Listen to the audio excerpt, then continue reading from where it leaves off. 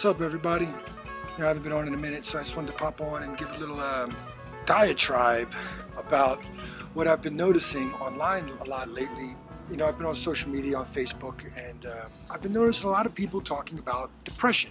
Now, I don't know if this is seasonal depression because in the United States it's wintertime and it's snowy, and that usually brings out a lot of depressive feelings.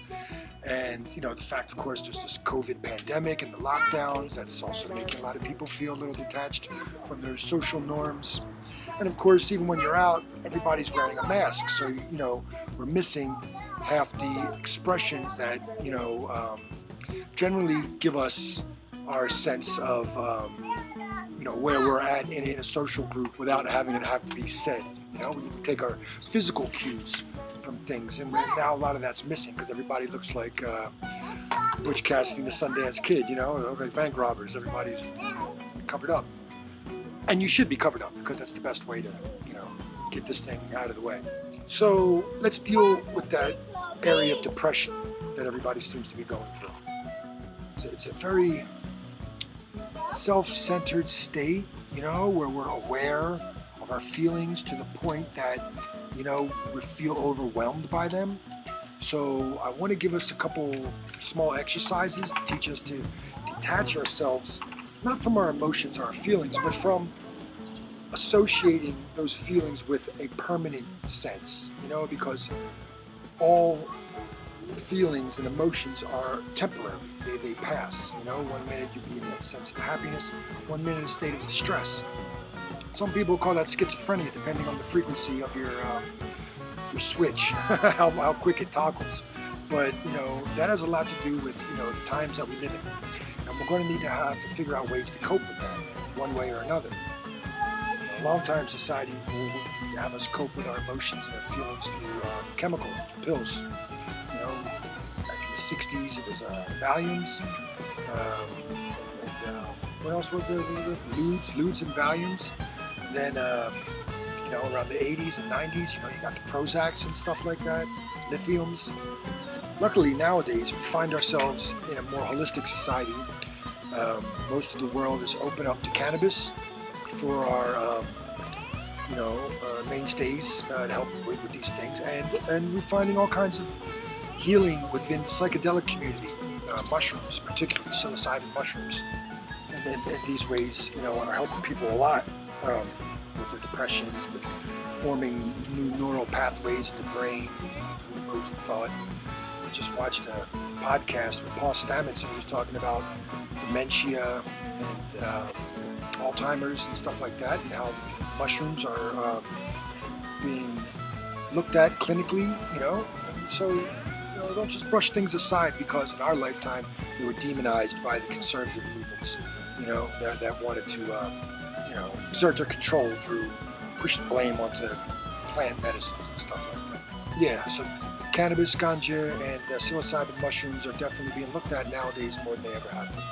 But minus these outside things, let's look at what we can do internally, to cure or at least mitigate the problems that we're having internally.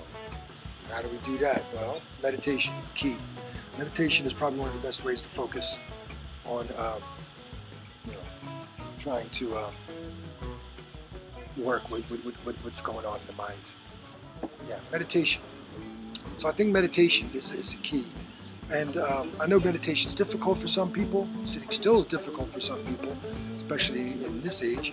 So we're not going to focus on this, that, or the other. We're going to focus on being mindful of our feelings, of our consciousness, and somehow detach ourselves from our present state, just so we can step back and view it and not be cluttered by mixed emotions and things like that. We want to be able to step back, view our life, and be able to catalog the right from wrong. I met a guy in the park the other day, and he was really having the blues. Him and his wife separated. He had 3 kids. He was in the park with his kids. He had to fight, but they split the time. And I don't know what this guy's problems was individually, or but I explained to him that the only way you're going to ever see, with detached perspective, what's going on, then you'll be able to, find out where the errors were made and hopefully fix them. because usually we're too vested in our egos to admit that we're wrong, or that, you know, sometimes our egos are so strong we don't even want to listen to anything. We're not even look at ourselves. We just nope, or yup. And that's just a silly way to go through life. You know, it's always best to at least observe, you know, the apparent. This way you don't step in a big hole, find yourself in a hole. You know, I remember once somebody was telling me about life. It's like waking up and walking out the front door and falling into a giant pit. And then, you know, as soon as you hit the ground, you die. And then you wake up again in the bed and you get all ready and you walk out the front door and ow, you fall in the same pit. Now you're laying in this hole again. And you lay there until you die. Or, you know, and you wake up in bed again.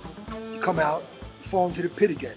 But this time you're laying in the pit and you're thinking, hey, I gotta get up. So you stand up, try to find your way out. Maybe you make your way out, maybe you don't. But at least you know when you wake up the next day and you fall into this pit, the first thing you do is you get up and then you try to get out. And this will go on over and over again until one day you know that you can open up that door and avoid the pit altogether. Who knows how many times we've been through these same problems that we have in life, you know, the same actions that lead to the same happiness and distress. But all I know is through mindfulness, through following your breath, you could do this sitting down, you could do this going for a walk. You could do this listening to some music. I like to put on some Grateful Dead, you know, and walk around, feel the leaves on the trees, watch them blow in the wind, you know, smell the flowers and things like that. And then while I'm doing that, I usually come to some kind of conclusion. So yeah, you know, take yourself for a walk or sit yourself down in a nice quiet place. Either play music or sit in silence. What you don't want to do when you're meditating is have your phone too handy, unless your music is coming from it. But you don't want to be glancing at Facebook halfway through your meditation.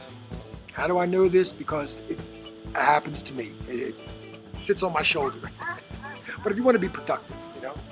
So go ahead and do these things, man. Be mindful. Try to be here now, you know.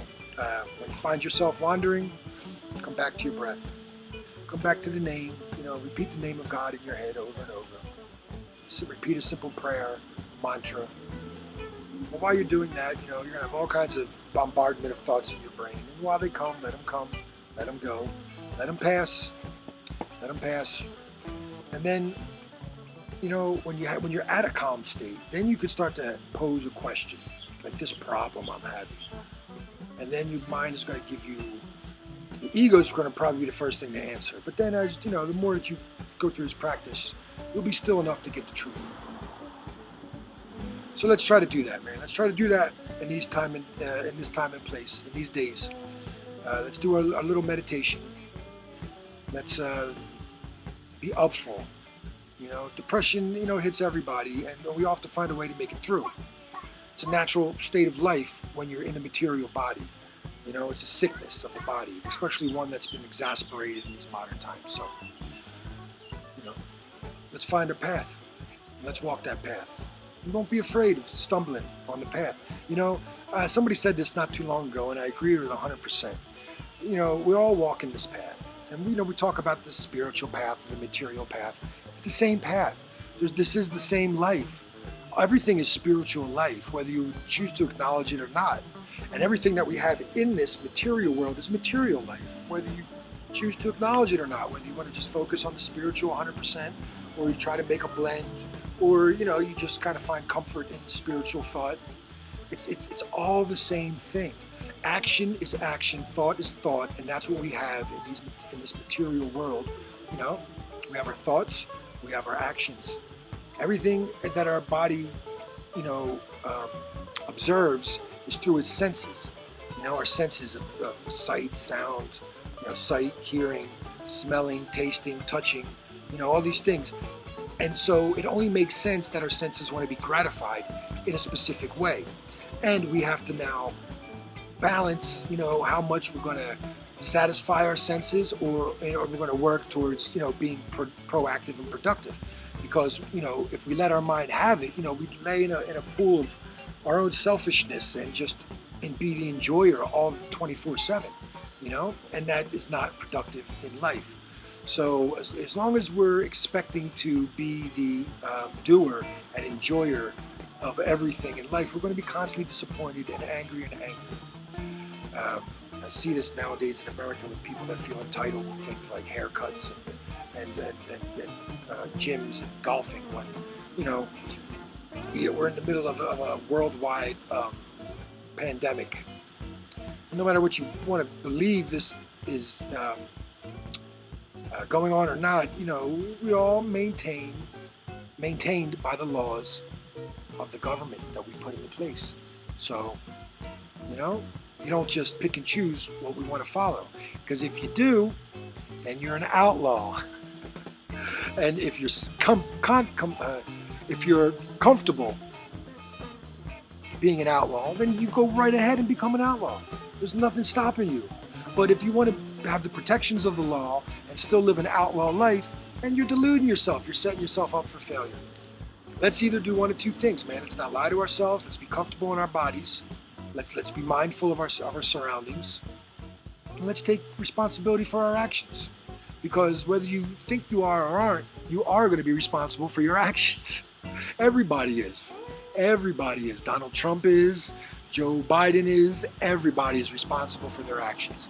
So don't think that being on or aligning yourself with one person or one political ideal, religious ideal, anything is going to somehow negate the reactions of your karma. Okay? So let's have peace with that.